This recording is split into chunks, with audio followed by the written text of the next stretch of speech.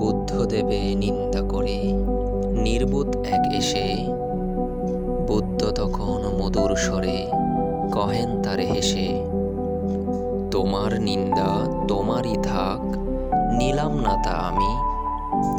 বন্ধু আমি নিত্য তোমার, রইব হিতকামী। ধ্বনির পিছে যেমন ছুটছে প্রতিধ্বনি যত, ছায়া যেমন কায়ার পিছে ছুটছে অবিরত। বন্ধু যেন সদাই যারা অপকর্ম করে, যন্ত্রণাও তাদের পিছে তেমনি অনুসরে। সাধুর যারা নিন্দা করে কাটায় তারা দুঃখে, আকাশেতে ফেললে থুথু পড়বে নিজের মুখে। আকাশ তাতে হয় না মলিন, হয় না সাধুর ক্ষতি, এই কুকাজে নিন্দুকেরই হয় বড় দুর্গতি। বন্ধু যেন উল্টো হাওয়া ফেললে ধুলো ছুঁড়ে, তোমার গায়েই সেই ধুলো যে লাগবে আবার উড়ে।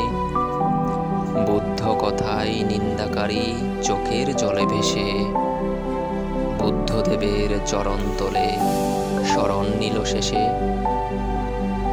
ভগবান তথাগত সম্মুখ সম্বুদ্ধের কাছে এক নির্বোধ ব্যক্তি এসে ভগবান বুদ্ধের নিন্দা করা শুরু করলেন। বুদ্ধ তখন মধুর স্বরে হেসে উত্তর দিলেন, তোমার নিন্দা তোমার কাছেই থাক, আমি তা নিলাম না। বন্ধু, তুমি জেনে রেখো, আমি সর্বদা তোমার হিতকামী।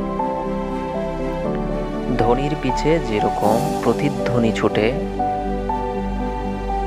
ছায়া যেমন কায়ার পেছনে অবিরত ছুটতে থাকে, বন্ধু জেনে রেখো, সদাই যারা অপকর্ম করে যন্ত্রণাও তাদেরই ভোগ করতে হয়। যারা সাধুর নিন্দা করে তারা দুঃখে দিন কাটায়। আকাশের দিকে যদি তুমি থুতু ফেলো, সেই থুতু তোমার নিজের মুখেই এসে পড়বে।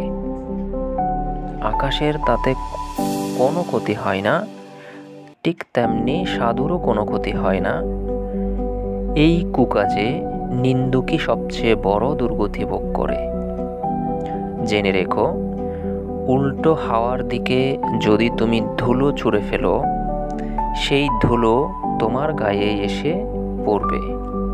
বুদ্ধের কথা শুনে সেই নিন্দাকারী চোখের ঝলে ভেসে ভগবান বুদ্ধের শরণ নিল।